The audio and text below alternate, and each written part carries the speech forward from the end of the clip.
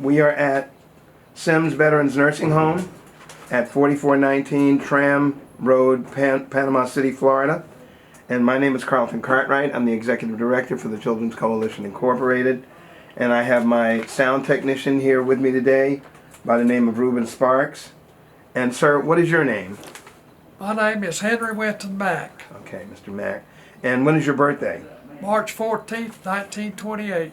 Okay, mine's March 5th, so that's an issue. So anyway, what is your current address? I beg your pardon? Your current address? The current address is 4419 Tram Road, Okay. Panama City, Florida. Great. And let's see. What branch of the service were you in? I joined the Navy, and after I completed my boot training, they put me to Seabees. Okay. When did you serve?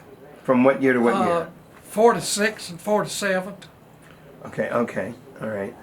Where were you when you enlisted? Did you? I was in Panama City, Florida. Okay, did you enlist or were you drafted? Well, no, when I turned 17, they were drafted, still drafted, and the war was going on, so I didn't want to, I talked to my mom to sign for me to go in. I didn't want to go in the Army, I wanted to go in the Navy because my brother was already in the Navy. Okay. Okay. So there's the reason. Okay, good. Where did you go to boot camp? Well, let me start first. I joined here in Panama City, and they didn't call me up till January of 46. Okay. We went to Marietta, Florida. We caught the train, several of us, Right. to Jacksonville, Florida. They swore us in Jacksonville, Florida one day, and then they sent us from Jacksonville, Florida by train to San Diego, California for boot training. Okay. We And had 2 months of boot training, and then they, that's when they put me in the CB. They sent me to Port Hueneme, California for a month's schooling. From there, what was your MOS? What did they train you in? I had worked for the railroad while I went to school, so they made me a storekeeper. Okay. All right. So after we did all our training there, they come in and supplied me with 5 bags of foul weather gear. They said, "You're going to Alaska." Okay. This was one day, and the next day they come back and said, "No, you're not going to Alaska. Turn that in, you're going to the South Pacific." So I caught the ship right after that. I don't know just what day, and we went all the way to Kwajalein to start with. Okay.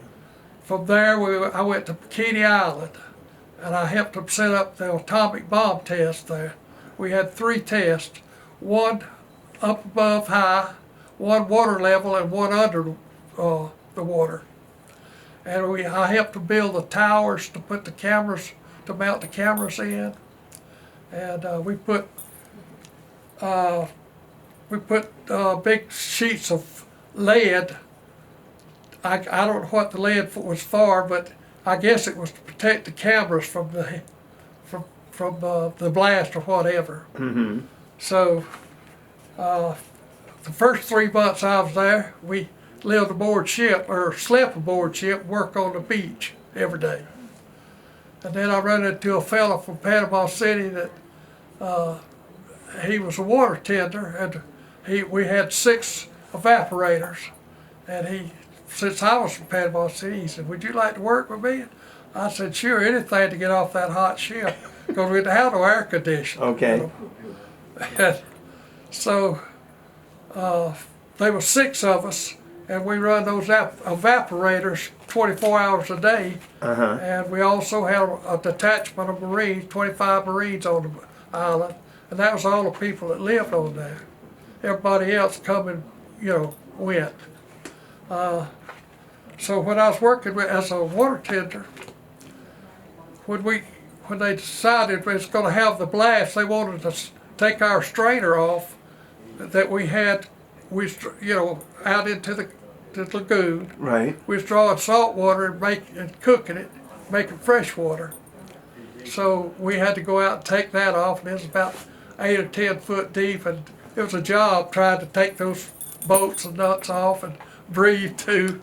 So we did that, secured it, and then we went aboard ship, and we was gone about 3 days after the blast, and we come back and started again, had to go back and put the strainer and all on, and it was just routine stuff. Of course, in the meantime, I'd already helped to build the towers for the cameras and all, and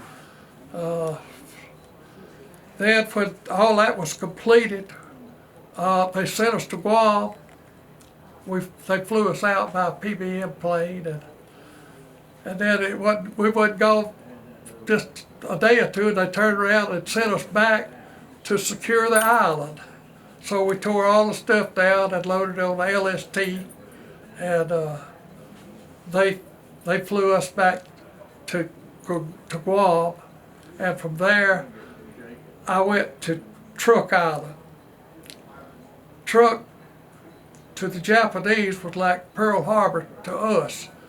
That's where all their men were. I say all. They had, when I got there, they were still 9,800 prisoners of war. And so I was in storekeeping, so we was trying to salvage some of the stuff that was on the compound. When we went ashore, they just took everything by pallet and just sent it out on a bombed out airstrip, and then we covered it with canvas. Well, that canvas with rain every day and a temperature of 120 degrees, it didn't take long for it to rot, and so we was trying to salvage some of the stuff that we had. By that time, we had some big Quonset huts we was putting it in.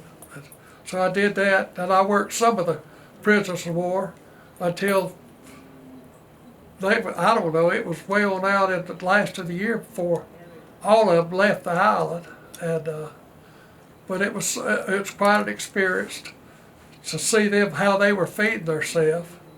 And I know this is gonna sound gross, but they had, they cooked a lot of rice, and they put whole fish in there, and they also had a crew that they get out and beat with sticks and catch these long green lizards about that long, and then throw them a hole in the pot. Okay. And it was kind of alarming to me to see them eat that kind of stuff, but there again, I guess when you're hungry, you're going to eat something. Oh. But anyway, I stayed there till, I don't know, 4 or 5 months. Then I got transferred. From there we went all over the South Pacific. I went on one trip, there was 4 of us, went on a landing craft that was, well, I guess it'd take 3 tanks on it. And we went to an island and picked up coconut that the natives had peeled out, and just had and we loaded on that landing craft and brought it back to Guam. And I did several missions on different stuff like that. Okay. That I was on the go all the time. Okay. What was your highest rank? Seaman first. Okay. I didn't. What? I didn't have time to. I was on the go all the time. Okay. No, that's fine. No, that's not an issue. I just needed to ask you that. It's not even an issue. Do you remember your instructors from basic training? No, I don't. Okay. Was it difficult to get through it, all that training, the physical part and the mental part? Well, the main thing I knew, we had some kids that was from high school, and they made us, they'd call out the cadence and all, and of course we had trained officers, or well, not officers, but sergeants and stuff that would call the cadence, and we did everything you could imagine in those 2 months of training. Okay. Can you So how long were you in the Pacific Theater? Well, I was in that I was in the United States 3 months, and the rest of it's in the South Pacific. Okay. All right. 2 months boot camp and 1 month CB training. How did you stay in touch with your family while you were away in the service? Well, it's hard to say. You know, back then all you had was maybe you'd get a letter once in a while. Right. Finally catch up with you. Okay. Okay. All right. Where did you go for R&R? Well, we didn't have no R&R. Really? You didn't have any time off? Well, maybe we had a little beer party at night sometime. Okay. But other than that, they just wasn't nothing wherever we went. Seemed like it was all natives or something, Right. and it was just So you go. never got a break. Never got a break. Wow. That's incredible. How was the food? Well, Besides the it was- iguanas? let me say this: the first 3 or 4 months I was down there, we had nothing but C and K rations, cold. Okay. And then when we finally did get a few on the island, they had them warming up that stuff, you know. Right. But when you're eating out of a can, breakfast, dinner, and supper, or, you know, dry stuff, it gets kind of old. Okay. Right. Let me add this to you. Go ahead. When they first pulled us out, they took us out and we caught a baby flat top out, and they brought us back to Guam. Uh-huh. Boy, I never seen nothing like those people were eating. What kind of eggs do you want? I said, you mean I got a choice? They ain't good on that baby flat top. Okay. I went from C and K rations Right. to food. To heaven. I got you. Okay, so that food was great. Yeah. Yeah. That part was great. How long did that last? Was that just for the boat ride? Just or? for the boat ride. Okay. And I think it lasted a couple of days. Okay. Yeah. How many places do you think you visited while you were over there? You got a number, or you want to give me some more names of all the different islands you visited? Well, let's see. We'll start with Guam, Tinian, Saipan, Truk,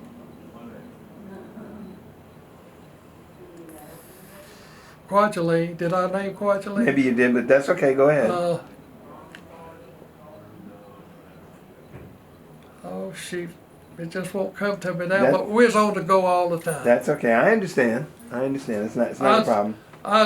We were in the 53rd Battalion, but we went as, you know, they have these little groups like we had us, and it would be a certain number to it. I don't have those numbers with me. I had them with my discharge and all, but I don't know where it is. That's okay. Were you involved in any combat? No actual combat. Okay. But despite that fact, throughout your service career, do you remember if there were any casualties? Anybody get hurt any kind of way? Well, it just maybe loading and unloading cement out of a ship 5 holes down. Right. You know, that as you're taking it up, somebody hang on the wall and then all that stuff come raining down on you. Right. Stuff like that. Okay. Want me to get those? I'll get it. You got it? Yep. Yeah, let's just Excuse step me. in. There you go. Okay. So you weren't a prisoner of war. We don't have to worry about that. No. Did you get any awards or medals, citations? No, just a few ribbons, but I don't remember what they were offhand. Okay. So was it, in your opinion, was it stressful or not? No, I was just a kid. I didn't know no better. Okay. All right. Hey, I was making 70 cents a day. So you were fine, huh? Paying your bills? That's $21 a month. Okay. All right. Where were you when you separated? They brought us back to Port Hueneme, Alameda, California. And they discharged me there, and I didn't have no money to come home on. I had to wire my mom to send me some money. I want to just go back for a minute. You talked about the natives and their cuisine, you know, their menu, how they ate. Did you have any interaction with what was the interaction like besides, dinner? Well, no, we didn't eat with them, but one time when we was on truck, some of the native, they still had tribal stuff, and they had a little beauty contest, and I got to go to that and see how they did that. And it was something new to me. Okay. All those people they got real black hair, and they're just kind of stocky looking people. Okay. You know. I think a lot of them is playing in the NFL now because they're good football players. Okay. All right. I guess To give you an example, that quarterback at Alabama, he's from Hawaii, but he's a good football player. Okay. Is he from Asia? He's from Hawaii. Oh, Hawaii. Okay. Oh, all right. Yeah, Gotcha. he went to the University of Hawaii, or he's not the university. He played his high school ball in Hawaii. Okay. And now he's the quarterback at Alabama. All right. Oh, okay. That's that'll work. So, tell me about when you got out of the service. What was your state of mind? What were you thinking about as far as getting out of the service? When I was going to school, I'd go to school till 1 o'clock or 1:30 in the afternoon, and then I got me a job with the railroad.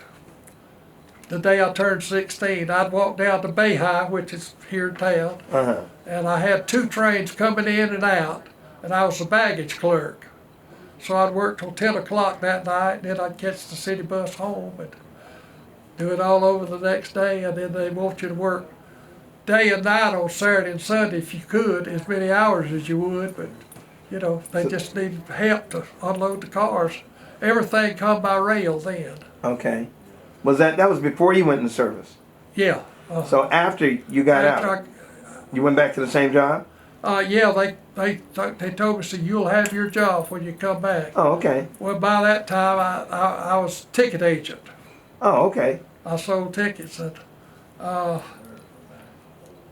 did that till they discontinued train service. Then I worked at the cashier's office, and that is collecting money for people come to pick up their freight. Right. They have to pay the freight on it, so that's what I did then until I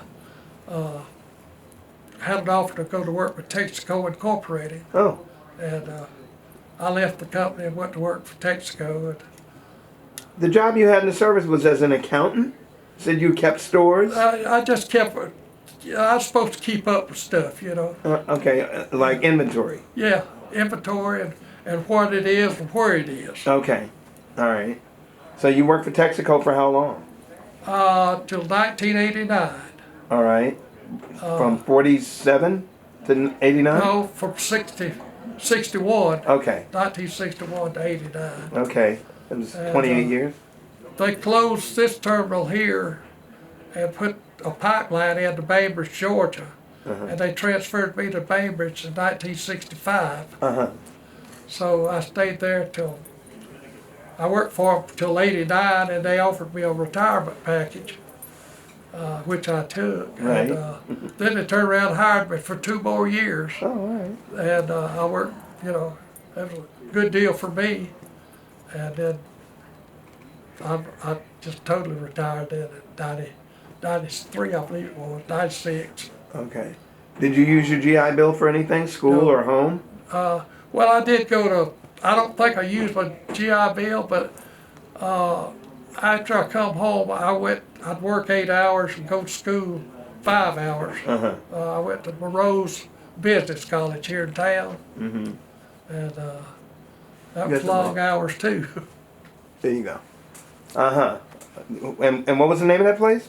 Munro, M-U-N-R-O-E. And what kind of business was that? It's just accounting and stuff like that. Uh-huh. Oh, see, yeah, that's what I felt. Yeah, You were an accountant. yeah, business college, so to speak. Okay, good. And that helped me in keeping up with Texaco's business too. You got to account for every gallon and every pint of oil or quart or Right. whatever. Mm-hmm. Oh, how did you get along with officers and enlisted while you were in the service? How were your relationships with your fellow? Good. Good, I everything didn't was have no good? problem. We're more or less our own boss. You know, when they send you out on these detachments, Yeah, 3 or 4 of you, or 5, or maybe 10, whatever. You know, we're all about in the same boat. uh-huh. You might have a rank or 2 higher than you, but not much, because we're all young'uns, so to speak. Right. And did you maintain any of those friendships to right now, to today? For several years, I had a friend in Rapid City, South Dakota, Right, and after starting in 1968, me and my wife started traveling some, and I'd go by to see him. We go to Yellowstone and up into Canada and over to Victoria Island and just toured the United States and having a good time. okay, good. Wow. Now, have you ever belonged to any veterans organizations? I was in the VFW. Okay, all right. You still a member? I'm not a member now. Okay. I got sick and I couldn't attend, and I don't know, I just drifted away. Right. Right. Okay. Give me 2 memories or events that stuck out that have stayed with you from your military service.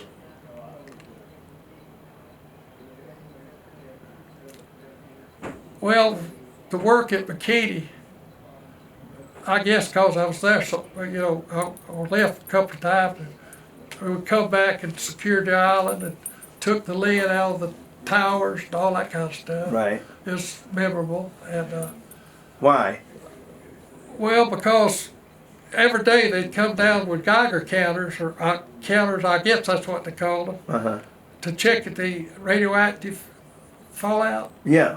And they could touch my body and sole of my feet, the thing would just go crazy. Really? So I was really doctored up with that radioactive fallout. And they told me, said, when you get home, don't you ever take any x-rays if you can help it. And I bet I've had 500 over the years.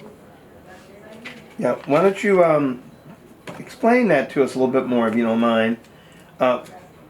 You were in charge of inventory, but I see on your paperwork here you wrote that you were exposed to atomic bomb fallout. Yeah. Why is Well, that? see, well, that's when we were water tenders. We was making fresh water out of salt water. Okay. And they'd come down there every day, check it to see, you know, what the fallout was. And so us being the only ones on the island, we were subjected to it more than anybody else. Okay. And what do you mean they came to? How did they test for it? With the Geiger counters? Yeah. Okay. It just start chatter just the minute they put it on your body. Start chatter? Oh, you mean the noise. Yeah. Which I guess told them that they told me, said, you don't need to ever take any x-rays. Right, because you were radioactive. Yeah, because I was radioactive. And how often did they do that? Every day? They did just about every day after the first bomb test. After the first, were you there for the first bomb Yeah, test? I was there for all 3 of them. Really? And what was that experience like? Where were you positioned? Well, they'd put us aboard ship and we'd get several miles away, maybe a couple of days away, and we actually watched them drop the blast and all with, we had some tinted stuff that we could look through. Yeah. They didn't want us to burn our eyes and all, and we could see some of the blast, you know. And Did you feel anything from it? well, no, I couldn't feel it. You know, it's so far away. That's good. First you said a couple of miles, and then it sounded No, like it wasn't a couple of miles. We was a couple of days out from it. couple of days? Probably 75 or 100 miles away. Really? Okay. All right. So the ship But the ship picked you up, and you we went out aboard ship. They went about, I don't know. for a few days. Yeah. You kept moving away from it. Yeah, until after the bomb, and then we after it was done, Yeah. we'd come back and start over for the next one. Oh, okay. And it was consecutive like that? Yeah, Like 1, 2, 3, like yeah. oh, so it's like in the space of a week. No, it wasn't. It was longer than that. Oh, Yeah. Okay, it I'm just was saying that what was the period of time in between each test? I don't know. I was a kid, but Okay. it's probably a couple of months. Okay. All right. So they weren't actually back to back. No, they wasn't one today and one tomorrow. Uh-huh. No. Okay. They was weeks apart. Okay, good. Well, I hope. So I'm just curious now, last question about that sort of is See what they would do, they'd Mm-hmm. come in and see what happened. right. You know, they had cameras and everything, and Yeah. well, they had cameras in the air somehow. I guess planes flying Yeah. a long way off, Right. and Did then were you tested when you came home from the service for radioactivity? no, not when I left. After I left from Kenny Island, I don't think I was checked anymore. Okay. Have you ever had cancer? Skin cancers, I've had them ever since I've been 21 years old. Really? I've spent a fortune. And how old were you when you came out of the service? 18. Okay. All right. And you've experienced skin cancer since you were 21? Uh-huh. How did you I can show you. How did you just? Yeah, I'd like to. I wouldn't mind. How did you? See these scars here? Right. Oh, How did you find out? you can probably see some of my head. Okay. Ears. How did you find out that you had skin cancer? I went to my local doctor here, and he told me, he said, you got your skin cancer. And we didn't have a skin cancer doctor here then. I had to go to Pensacola to get treatment.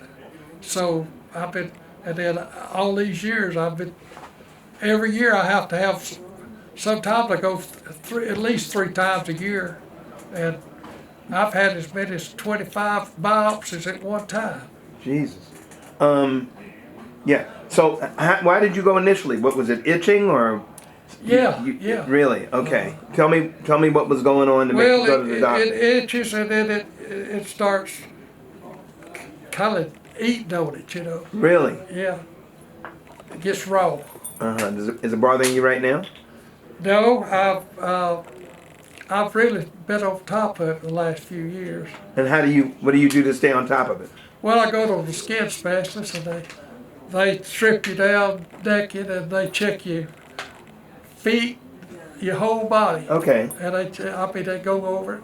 And every time they see something that they're not sure about, they take a biopsy of it. All right. And then they'll call you back in about a week and say, you So- got so many that we got to take out. How do they take them out? Some of them they cut out, some of them they burn out. Is that? Yeah, you don't mind me they asking? got a hot marker, a thing, and they just burn it. Like a pen or something? Yeah. Yeah. Okay. And does that hurt when they extract that or? Well, they've deadened it. They give you several shots where each one of them's gonna be. And so, no, it don't really hurt, but you know, you can smell your own skin burning. It's kind of, don't smell too good. But yeah, I've had to contend with that all these years. Right. It's something I gotta do, so.